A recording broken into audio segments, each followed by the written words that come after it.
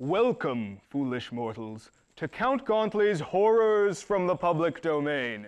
I am your host, Count Simon Gauntly, and each episode I'll be leading you on a journey through the history of film. Specifically, we'll be exploring that eldritch abyss known as the public domain. These are films forgotten by time or abandoned by their creators. The strange, the horrifying, the poorly and cheaply produced. All of these are the purviews of the public domain. So what are we waiting for? Come, join me in my crypt. It's bigger on the inside. Come, join me.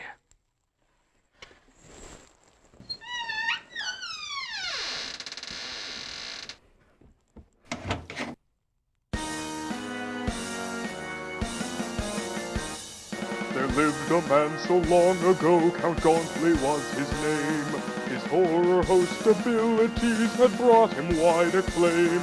The people flocked from miles around each Gauntly movie night, not knowing that the films he showed infringed on copyright. Upon discovering this fact and learning it was true, an angry mob of lawyers formed with pitchforks, torches too. They tracked the Count and sought to stop his movie hosting ways, and torches blazing put an end to Gauntly's earthly days. But our man was too resilient to let death be the last word. He stirred, sat up upon his slab and vowed he must be heard. So he stocked his tomb with gadgets from the local studio, intent on showing movies on an awesome TV show. But he had to find a legal way, so Gauntly racked his brain. 'Twas then he learned of something called the public domain. Now here he is, the time has come, his dreams are coming true. Count Gauntly's here to share a film in hopes that you won't sue. Hey, here you go, Ogrot. Chop you off there. Whoa, what was that? Sounds like you're having a party over there. Hey, young son, yeah. Run. Cheers.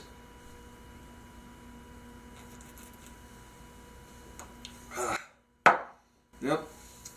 Well, channeling the spirit of our January episode in which we thought small and kind of took it easy, we're having another spirited get-together here today in spirit of St. Patrick's Day. It's a good thing to celebrate in March. And you'll notice that we're in a place different from our usual crypt, and that's because immigration is very much in the spirit of the Irish. They formed a strong part of the backbone of this country with their rush of Irish immigration in the 1840s. And what do you think of when you think of Ireland, Ogrot? Ogrot, think of the green people, the green leprechauns. The green people. Yeah, green is important to Ireland. So here's a film about green.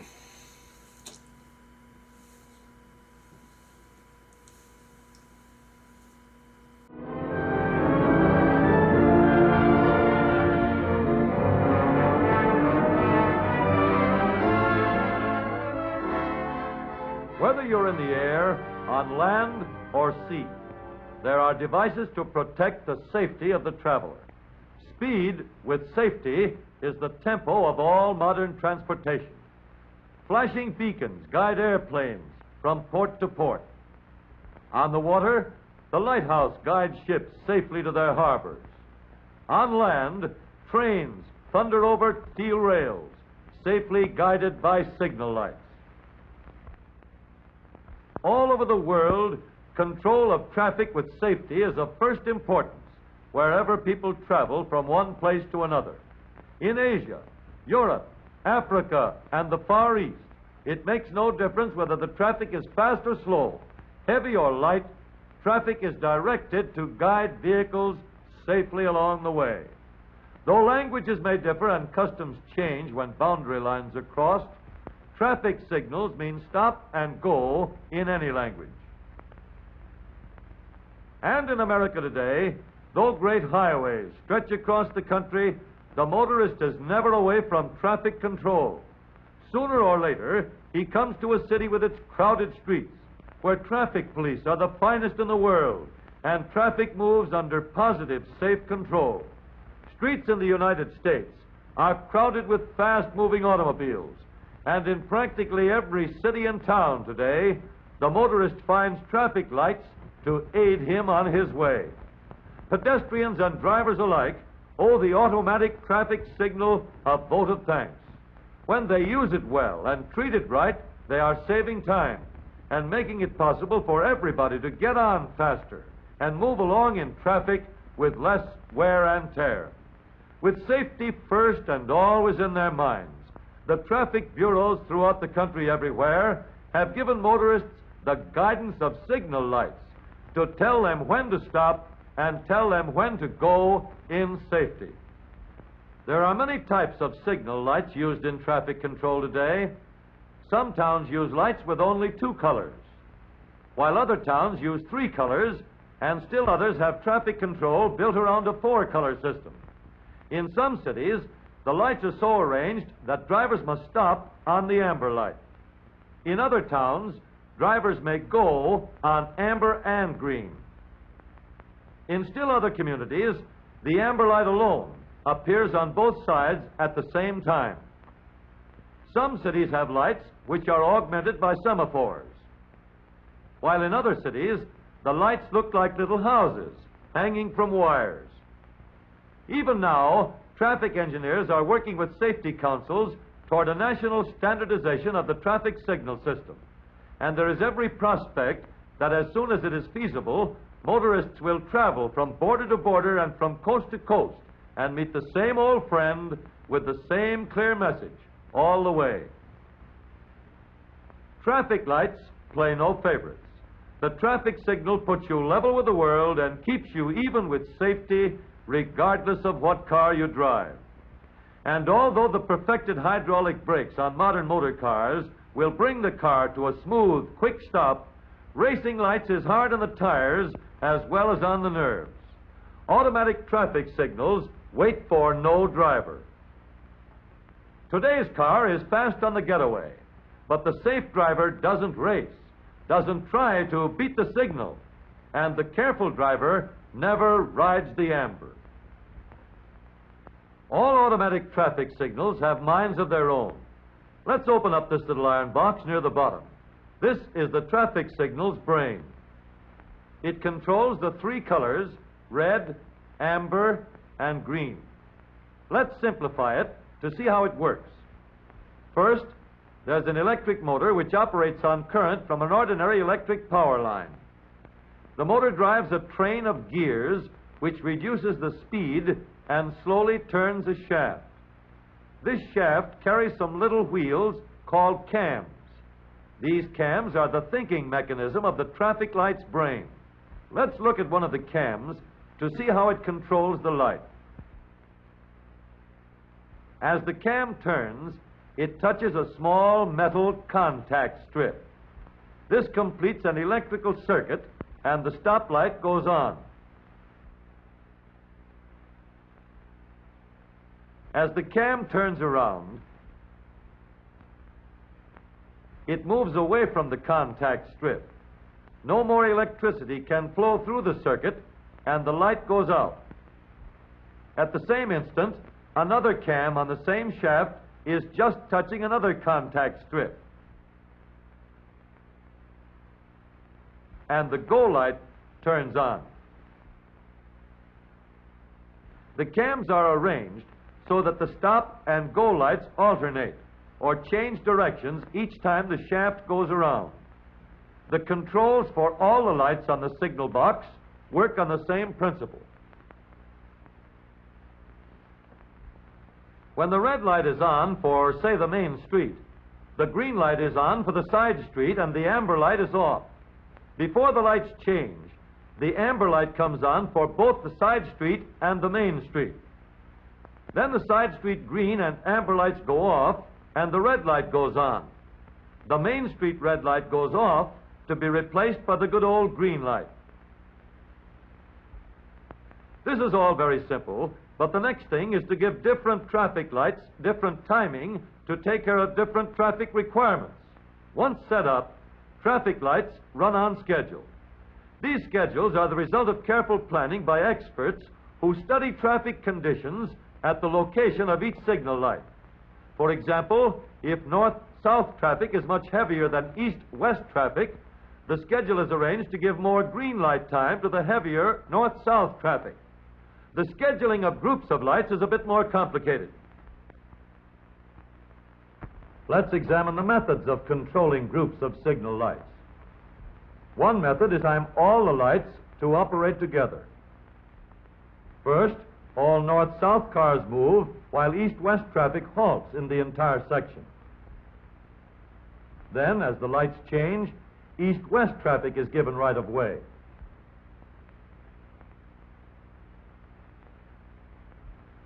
However, this system will not work in all locations.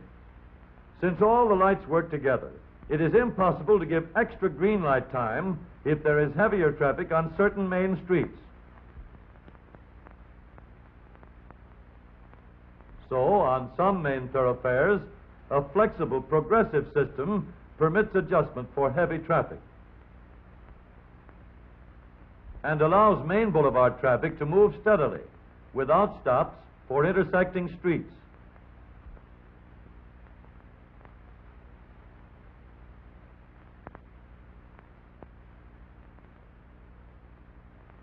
In order to get the greatest advantage from the lights, the driver must time his speed to the schedule of the lights.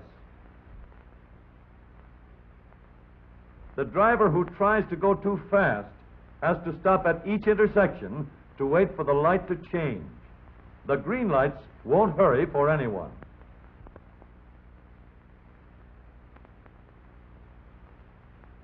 But the driver who fits his speed to the schedule of the lights keeps moving comfortably and safely.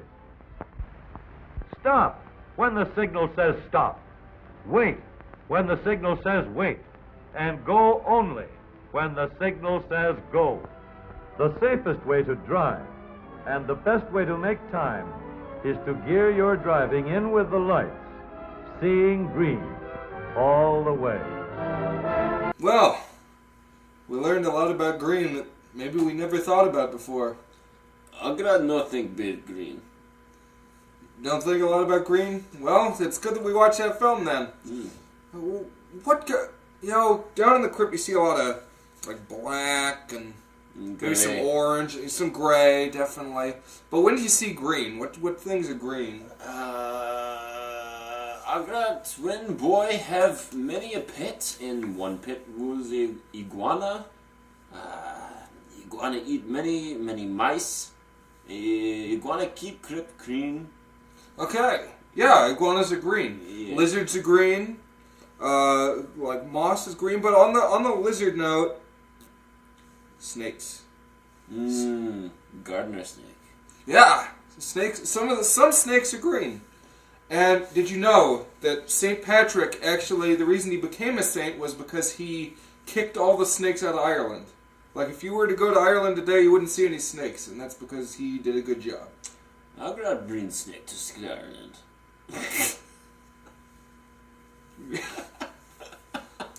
That's not a country. Squareland, huh? We're enjoying ourselves here on St. Patrick's Day. Spirits. Boosting our spirits here on St. Patrick's Day. Because that's what it's about. In addition to green and snakes, there's other things too, which we'll talk about in just a minute. But on the note of snakes, here is a film about snakes. Venomous snakes are found in many parts of the world, and the dangers from their bites are often exaggerated. Much accurate scientific work has been carried out in this field, but it has not always removed the superstitions of popular fancy. The application of modern knowledge will greatly reduce the danger of snake bites. In a limited time, it is impossible to consider in detail all aspects of this subject, But the characteristics of the different groups of snakes and their venoms and the principles of adequate treatment should be widely known and are dealt with in this film.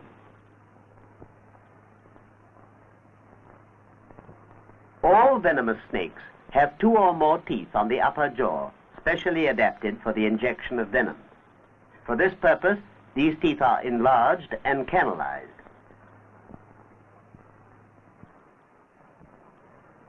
The venom-secreting glands lie below and behind the eyes and are connected by ducts to the fangs. In striking, they are compressed by muscles and the venom is forced through the fang.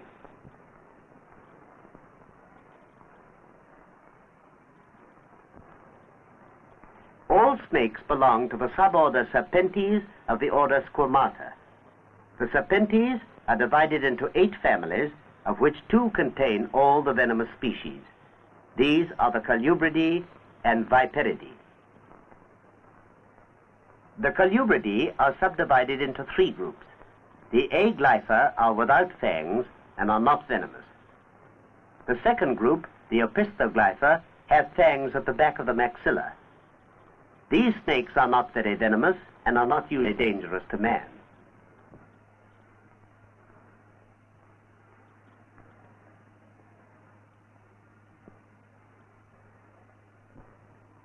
The third group, the Proteroglypha, are the front-fanged snakes. These comprise the Elapinae, which include the cobras, krites, and mambas, and the Hydrophinae, or sea snakes.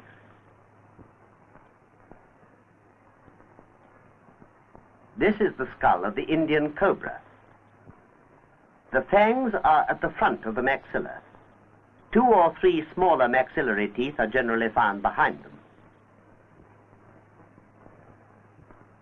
On the upper surface of the head, there are 9 large scales or shields. This is characteristic of the Colubridae. The other family, the Viperidae, are divided into the Viperinae, or the true vipers, and the Crotolinae, comprising the pit vipers and rattlesnakes. Snakes of this family have large, well-developed front fangs and no other maxillary teeth. In biting, the fangs are rotated forward or erected. The head is flattened and often triangular, and the upper surface is usually covered with many small scales. This is the head of a Russell's viper. The Crotolinae have all the features of the true vipers, but in addition they have a loreal pit on the side of the face between the eye and the nasal opening. This is a heat receptor for the detection of warm-blooded prey in darkness. For comparison, this is the skull of a python, which is non-venomous. It has many back-pointing teeth on the maxillary, palatine, and pterygoid bones, but no fangs.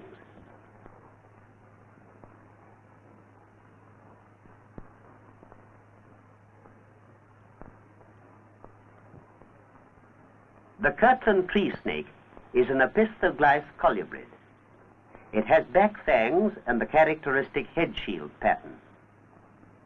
It is a slender arboreal snake with a sharp snout and is not very dangerous to man.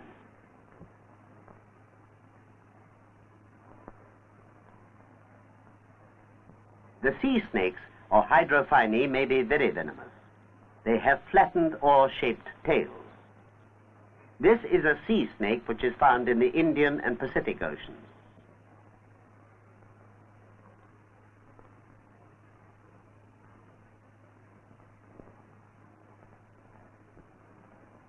The Indian cobra is an elapine. Only cobras possess hoods. The head is small, the neck is not well defined, and the body and tail are long. When angry, it raises its head to strike and expands its hood by spreading its anterior ribs. Some Indian cobras have distinctive markings on the back of the hood. Other cobras have no mark at all.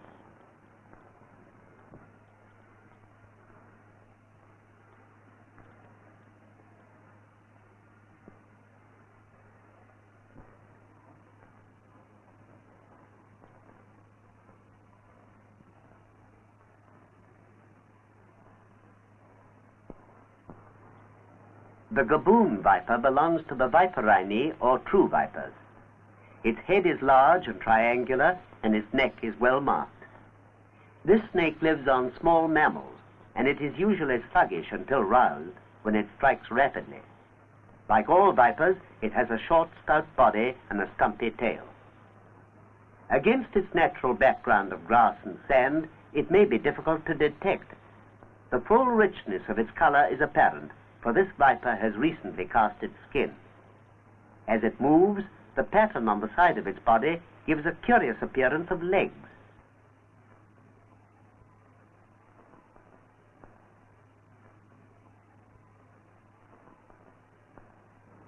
The banded timber rattlesnake is one of the crotolini, or pit vipers.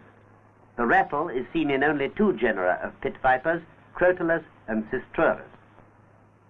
In contrast to the elevated striking position of the cobra, vipers make their attack from a lower level.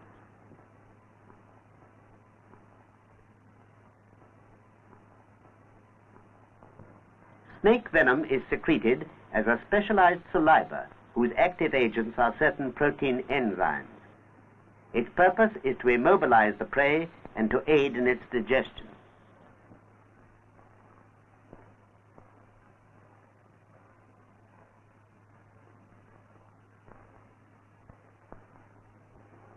The typical action of the venoms of the Colubridae is neurotoxic with paralysis, while that of the Viperidae is cytolytic with hemolysis, hemorrhage, and tissue destruction. Clotting of the blood may also be altered. These differences are not always so well defined, and in some species there is considerable overlapping. Following colubrid bites, paralysis may develop, and if death occurs, it is from respiratory paralysis. After viper bites, there is extensive tissue destruction round the bite and damage to the cardiovascular system with intravascular hemolysis and hemorrhage. Death may be delayed for several days. A venomous snake may be recognized by the presence of fangs, which may be partly hidden in folds of mucous membrane. To recognize the bite of a venomous snake, fang punctures should be sought. This dental impression from an elepine made by Dr. N. Hamilton Fairley shows the fang punctures and marks of the small maxillary teeth. The palatine and pterygoid teeth marks are seen on each side of the midline.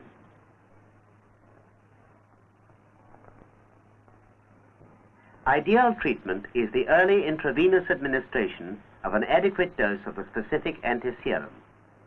In practice, immediate first aid measures are essential. A tight tourniquet should be applied at once to obstruct all blood flow to and from the limb, and the patient made to lie down. The bitten area is then thoroughly washed to remove venom on the surface of the skin. Incisions are made through the fang marks and in viperine bites nearby to allow some venom to escape with the blood and serum.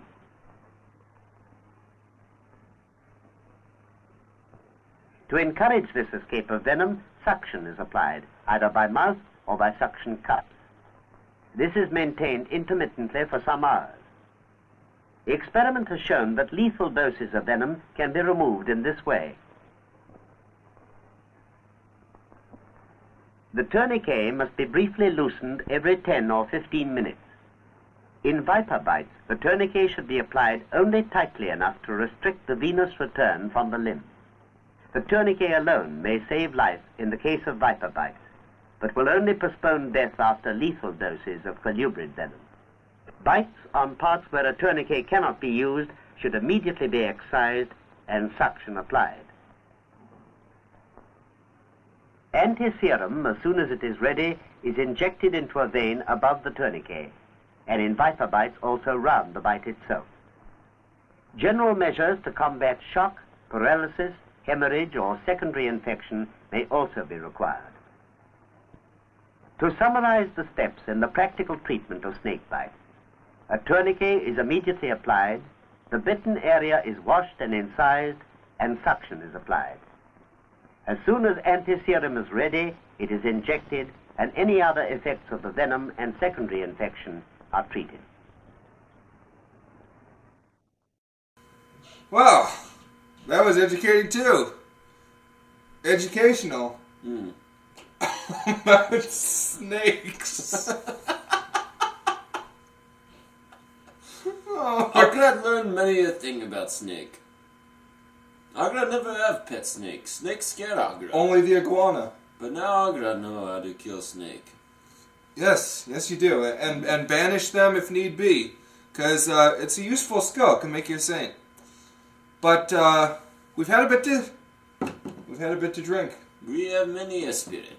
Yes, but they burn strong within our breasts, and it aids community building.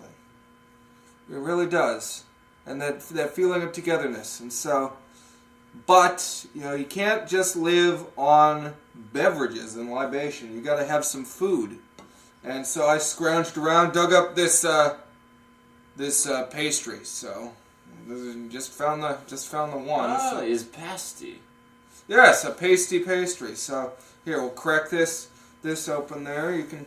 Pasty from Ireland is pastry with meat inside, with delicious meats and onions and vegetables. Oh, this isn't that The authentic. pasties, the I just pasties. had to dig it up. But what do you know about the food that they have in Ireland, huh? Other than pasty, Ireland love their potato.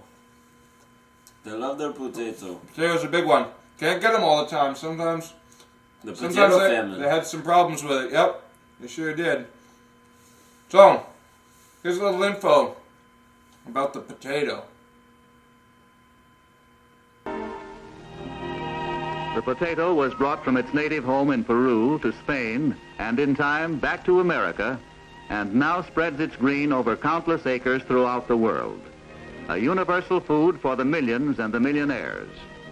Not all the gold that Pizarro plundered from the Incas can compare with the wealth that a peaceful monk took from Peru, impoverishing no one but enriching all mankind.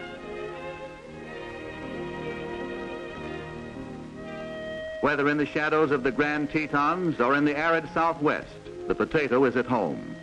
It thrives in any temperate zone and in varieties which have been produced by the conjoint influences of man, environment, and climate, differentiated during nearly 400 years by patient scientific endeavor. And not by any easy way has the potato been preserved from the bugs, blights, and banes which have assailed it down the centuries, enemies that threaten every phase of its life from seed to service. The battle to produce good seed is part of the battle against disease, and here will be determined the character of future potato crops. For this is the unfolding of a program to produce indexed foundation seed for certified seed growers who produce seed for table stock, seed with a pedigree. The seed piece from each potato is identified by the number on the belt, and the knife is sterilized to prevent spread of disease. The potato will be stored after being given the number of the seed piece. These in lots of 100 each will then be ready for planting. Note that the potato and the removed seed piece remain together on the numbered space until each has taken its number from that checkered square. This is important, for the integrity of the certified seed depends on the accuracy of the identifying numbers. To the figures on the moving belt are added the hundreds as the operation continues until 1,000 potatoes have been cut.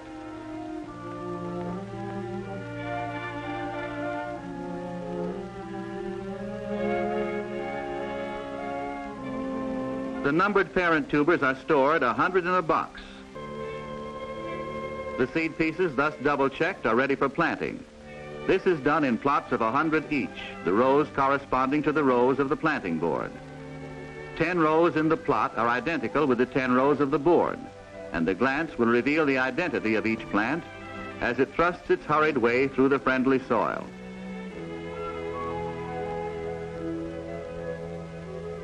In this row begins the next 100th index seed piece. Each 100th plant will be disclosed by the stake at the end.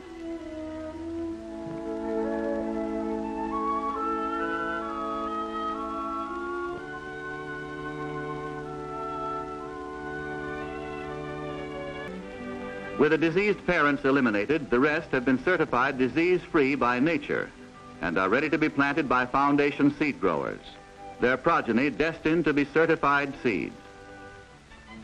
With all the diseased parent tubers removed, only healthy ones remain. The seed pieces cut from each parent tuber are carefully placed together in a hallock, one tuber to each hallock.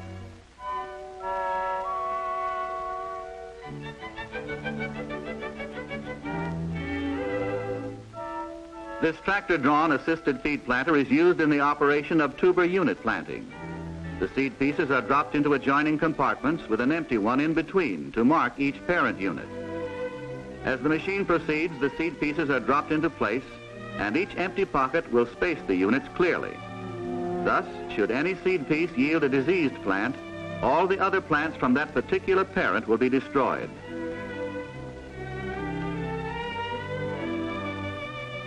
Roguing the field to eliminate diseased plants is necessary in order to produce a field which will be certified by state inspection. In the later roguing, the tiny diseased tubers must be removed. Reduction of yield is shown by the smaller tubers on the right from a mosaic-infected plant. In his greenhouse, the grower can determine the types and percentage of diseases with which his seed may be infected. Laboratory tests may be necessary to determine the presence of ring rot, which, because it is so insidious, is one of the potato grower's most serious menaces. The juice from the plant stem smeared onto the slide and stained reveals no ring rot. The red in this case indicates not danger but safety.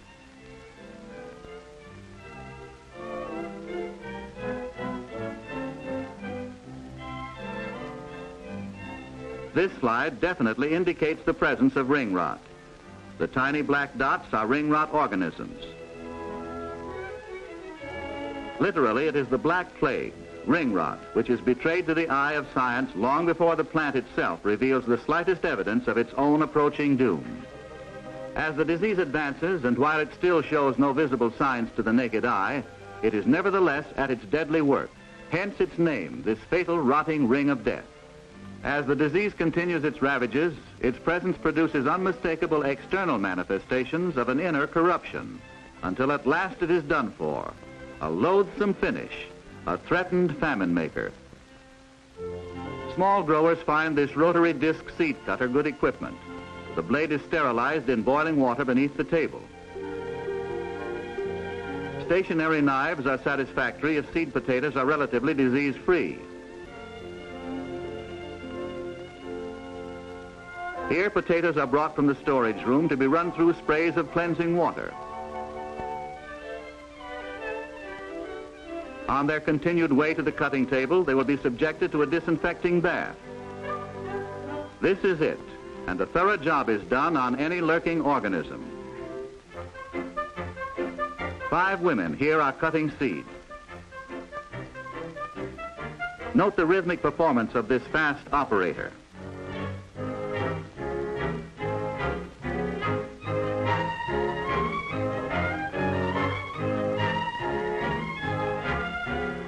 Cutting potatoes by note, so to speak, really makes for efficient operation. The sacks of seed we have seen cut have been kept under canvas to protect them from excessive drying. Continuing operations in the field where alfalfa and barnyard manure were turned under is a 2-row picker-type planter. Though the alfalfa has been turned under less than 24 hours, it'll be broken down for plant food by the time the plants need it. Where a particularly heavy stand of alfalfa is plowed under, it is the practice in some areas to let the ground stand several days before planting. Generally speaking, the time lapse between cutting the seed and planting should be brief. This 4-row high-speed picker planter, in extensive areas of radically different soil, deposits the seed pieces and fertilizer at the same time. Once the numerous and extra capacious bins are filled from a field delivery truck. Commercial fertilizers are used more extensively in some areas, depending on soil conditions. This equipment answers all requirements of speed. It plants the seed pieces, it drops the fertilizer, and it covers both with soil, which in this case, unfortified by fertilizer, would not produce a satisfactory crop. Fertilizer and seed are being covered, the soil serving to contain the fertilizer against the time when the growing plant needs its nourishment.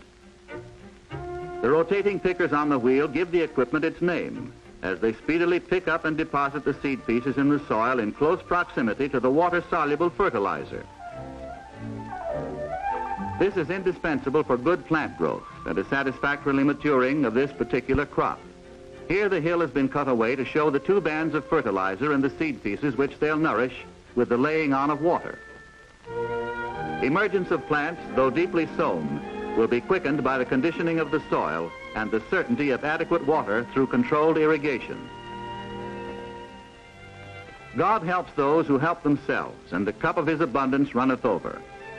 Irrigation, which paces the growth of the entire plant, can be regulated more effectively by man than by nature. Here, every other row, every other day can be served by waters controlled at the head gate. The amount of water needed is determined by the soil texture and rate of evaporation. Note the secondary ditch on the right with its evenly spaced pipes, which enable the grower to remain master of the flow of water to his plants through a constant level of supply. The pipes prevent breaking down of the ditch sides, while the secondary ditches are terraced to correct the necessary angle of flow in the long main ditch.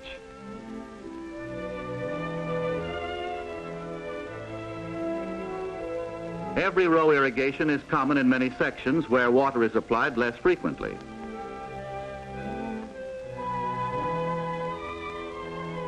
This is the field, however, in which alfalfa was plowed under, rendering the soil abundantly absorbent, as can be seen. With initial irrigations in soil so conditioned by humus, irrigation of every other row provides sufficient moisture due to the high absorption quality and increased water holding capacity. Digging away the topsoil clearly shows the extent of moisture penetration. With the same type of soil but lacking in humus, every row application of water is necessary from the start. Cultivating controls weeds and provides furrows for irrigation. It also builds the ridges over the potatoes, preventing sunburn.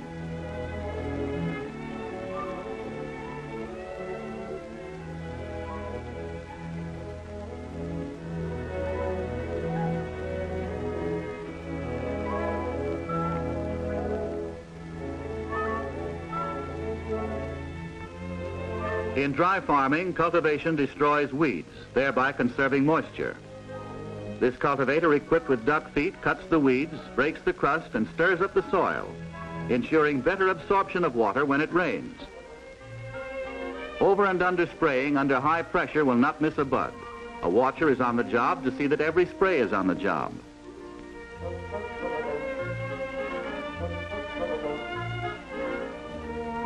Insect poison may be served to the customers by dusting instead of spraying. Here the farmer has contrived an ingenious canvas covering which protects the operation even in a wind. This may be one of several such poison dustings if infestations are bad enough to require them. Additional nozzles to give more complete coverage are often used for other types of insects. Harvesting time means long hours in the field. These men start work as soon as the sun has warmed the air. There's a minimum of bruising as the digger reaches underneath the potatoes, drawing them forth cushioned by their own vines and soil. An injured potato is a ruined potato commercially. Getting it out of the soil unharmed is only the first problem.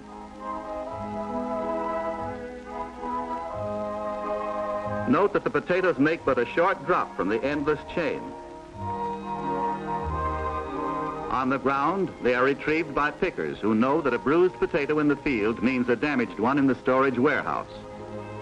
The wire baskets are covered with rubber. To prevent damage to easily bruised potatoes, haste must not make waste. In transferring potatoes from baskets to sacks, care is taken that they don't have far to fall.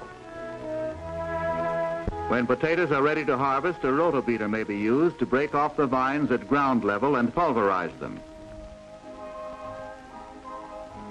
The machine has corded rubber fingers that revolve rapidly, flailing and destroying all top growth. It hastens potato maturity and leaves the ground free of troublesome vines, simplifying the digging operation.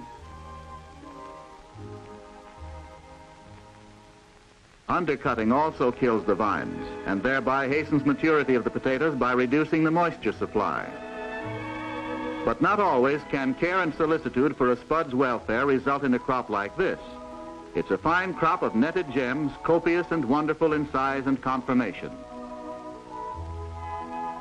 A fast, widely used picking method utilizes sacks suspended on a two-hook belt. In some sections, a canvas sack is used to prevent windburn. From field to storage cellar, a truck will take the sacked potatoes for a ride made comfortable by the padded truck bottom. Padding on the truck is one of the best ways to reduce damage to the potatoes. It also speeds loading operations. This method of stacking the potatoes is the result of long experience, too. The objective is to distribute pressures evenly throughout the load, for it is obvious that there'll be rough going from field to storage. Here's a high-speed two-row digger getting early potatoes out of the ground in a hurry. In this extensive operation, the potatoes are destined for early market, and speed is the essence of success.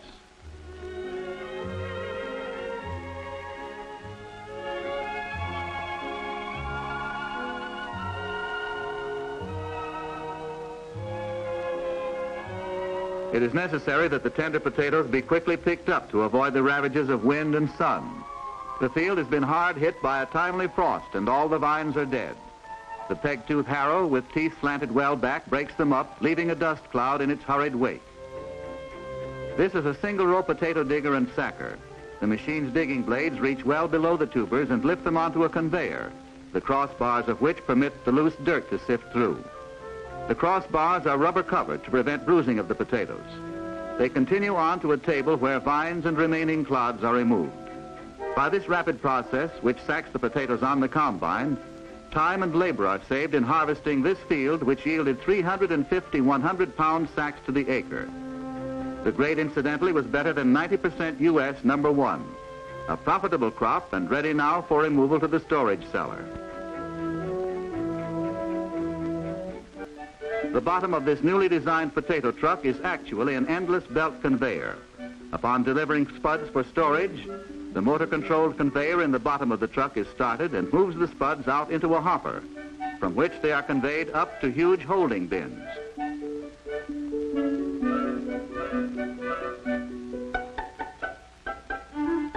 The bottom of the bins are also equipped with conveyor belts, which move the potatoes to various parts of the building. Bulk storage enables the grower to handle potatoes in large volume, quickly and efficiently, with a minimum of labor. The cleaning process starts with dropping the potatoes down a chute, the bottom of which is screened, permitting loose dirt to sift through. This trough, built in the floor of the storage plant, floats the potatoes from storage rooms to be graded. They are washed as they float along until they come to a concrete basin at the foot of a conveyor. Little time is lost as they are lifted and carried to the grading table. Running the gauntlet of watchful eyes, quick to detect for removal undersized, below-grade potatoes. The rubber pads are designed to offset the length of the fall. The graded potatoes, now sacked, are removed to the weighing platforms where a special padded frame reduces the shock of jigging.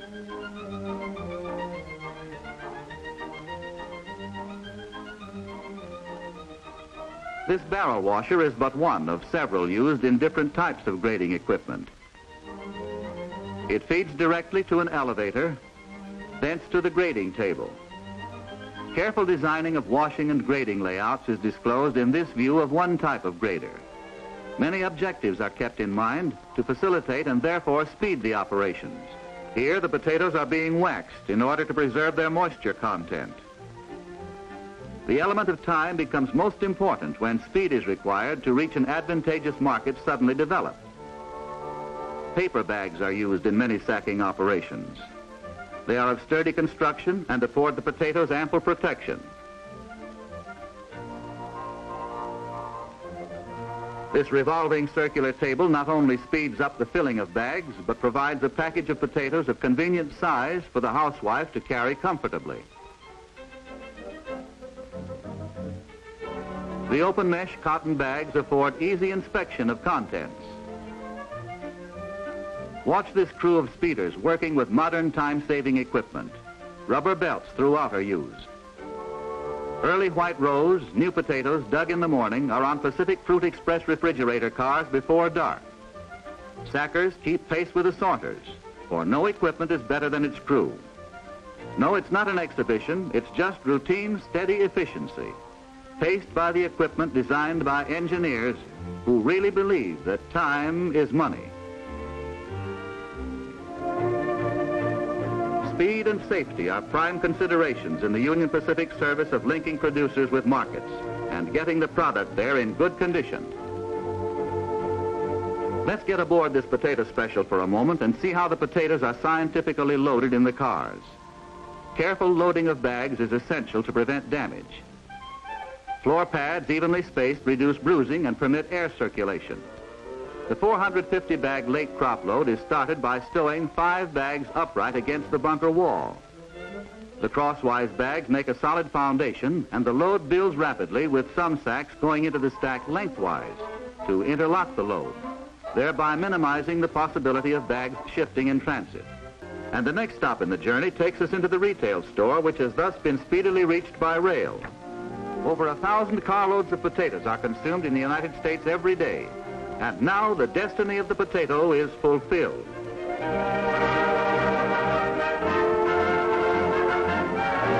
There you had it, the film on Irish cuisine such as potatoes. And not exactly my cup of tea potatoes, but... Hey, what can they say about potato? Potato delicacy. This is not for Potato everybody. the best. No, but Potato great. you had a lot to drink, and I know Potato. it builds up the spirits inside and builds community, but it also builds, a fighting spirit. Potato. Oh, Potato. And now, a film about fighting.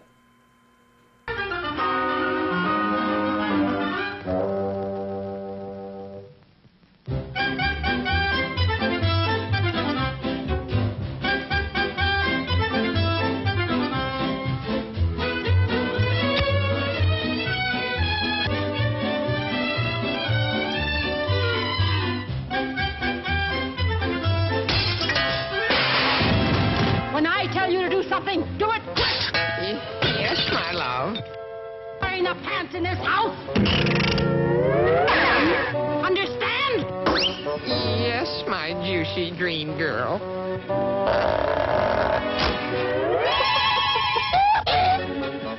The chicken pie. You ruffian! You wife beater! Striking a woman when her back is turned! Oh, boy, what stamina. Only a married man could take it like that. A mouse!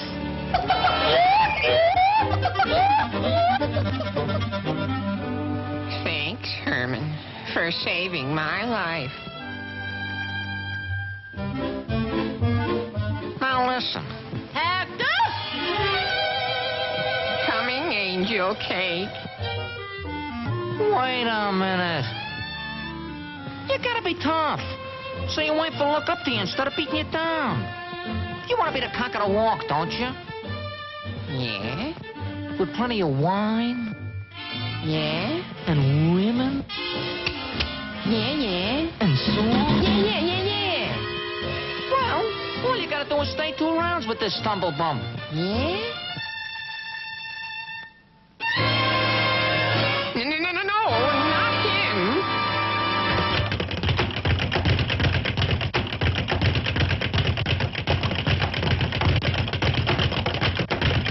Ladies and gentlemen, what a fight! Henpeck Hector can take anything the champ can throw at him. Come on, Hector. We got him eating leather. The big bum can't hide us.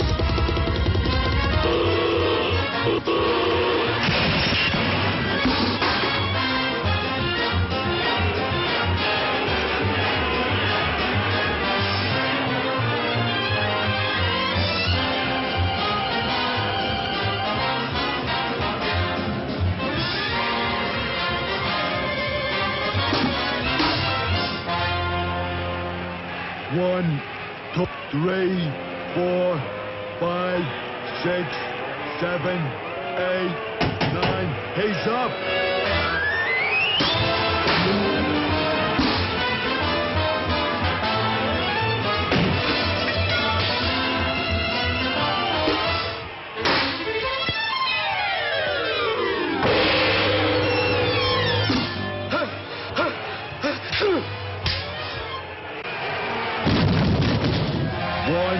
3, 4, 5, 6, 7. 8, 9, 10, peace out! The winner and new champion. Hello, Ma. It was a tough fight. And I'll be right home after I celebrate, you big hunk of chicken fat.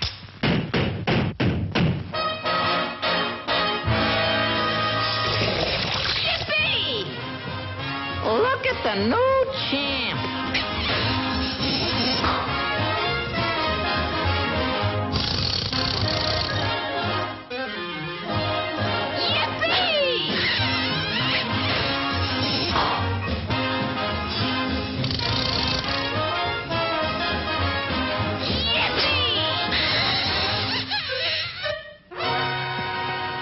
What's the meaning of this, you Casanova clock? Well? Stop! I'm the champ.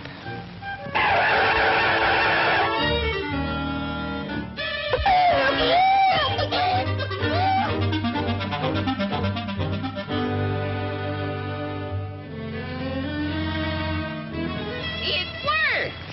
She's afraid of me. Sure, you're the champ. Let's drink a toast on it. I'll get rid of that interfering mouse.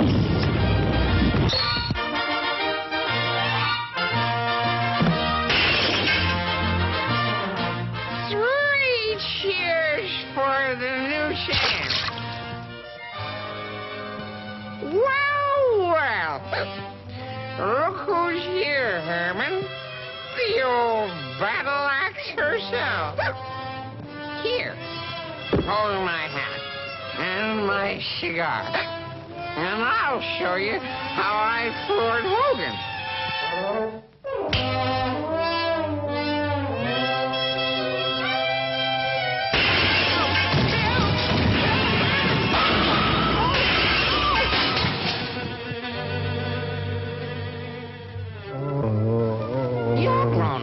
You should have seen the look on Hogan's puss when I socked him. Did you say Hogan? Yeah. It's Hogan!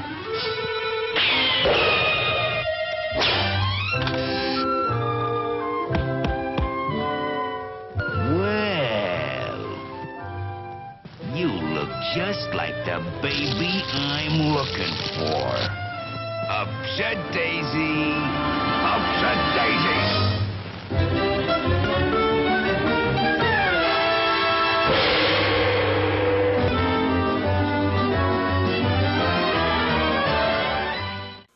And, so that was rough back there. But, you know, Ogrot and I, we've really embraced the spirit of St. Patrick's Day, the family spirit and togetherness. So, Ogrot here and I were shaking hands. Yep, Count McGauntly here. We're sitting down by the piano to really celebrate the true spirit of St. Patrick's Day. Yes, of course, there, but what I mean, of course, is the spirit of togetherness and merrymaking. And so, in that spirit, we're going to sing the traditional Irish song, The Irish Washerwoman. So, take it away, Ogrot.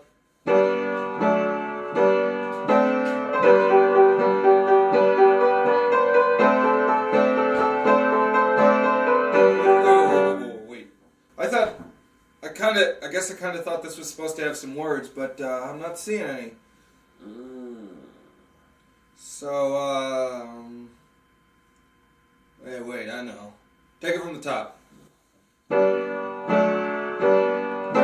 an Irish washerwoman, Irish washerwoman, Irish washerwoman, Irish washerwoman, Irish washerwoman, Irish washerwoman, Irish washerwoman, that's who it is. It's an Irish washerwoman, Irish washerwoman.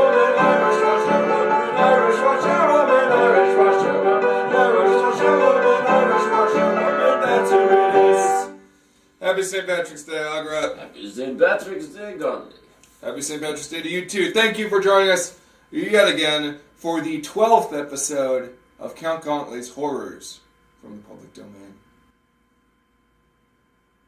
Let's take it from the top again. It's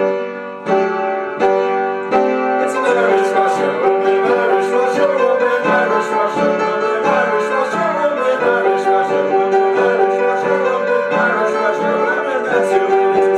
It's an Irish Russia, woman, Irish Russia, woman, Irish Russia, woman, Irish Russia, woman, Irish Russia, woman, Irish Russia, woman, Irish Russia, woman, that's who it is. Solid ending. Good enough.